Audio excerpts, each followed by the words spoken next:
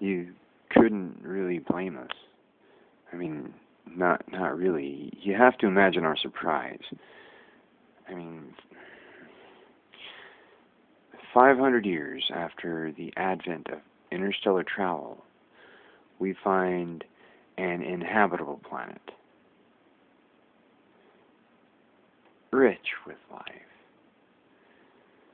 After landing, the crew of the first expedition's navigation equipment, well, it went haywire. They got lost. And of course, bureaucracy being what it is, a rescue party couldn't be set out for a total of 15 days until authorization was finally granted. The crew had to find the means to survive on an alien world. And in having to defend themselves against some of the local wildlife, and by no other means, they managed to survive off of the meat of the animal that attacked them. This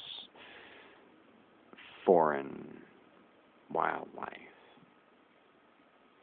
It very well saved their lives, and ingesting the meat had no ill effect. And after the crew was found and quarantined, and after the flesh of the animal they ate was examined thoroughly, it was found safe for regular consumption. It was actually quite good, just as healthy as any meat found on Earth. For the first several months investigating the planet, hunting expeditions were sent out to retrieve more. Eating it came to be considered one of the most exotic experiences, and a sign of more exotic experiences promised to come. New life, a new world, and no sign of intelligence. At least right away.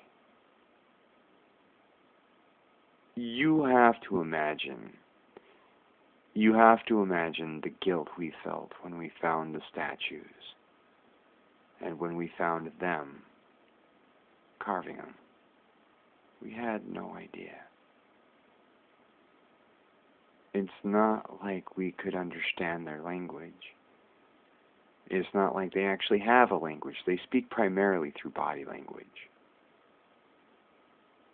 And it's that body language that led the captain of the first expedition to believe they were being attacked.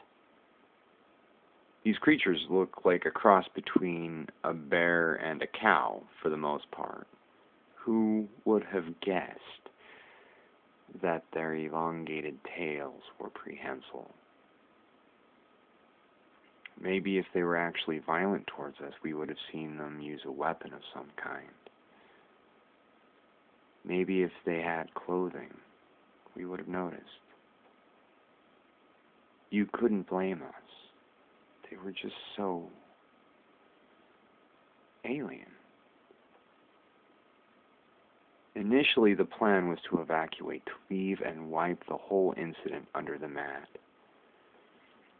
The culture of this race was still comparably primitive to man's earliest ancestors, and they hadn't yet developed automated technology. We should not interfere with their progress. At least that was the notion. But really, you can't blame us for changing our mind. I mean, imagine our surprise. It's not like we were prepared for this. They're just so damned tasty.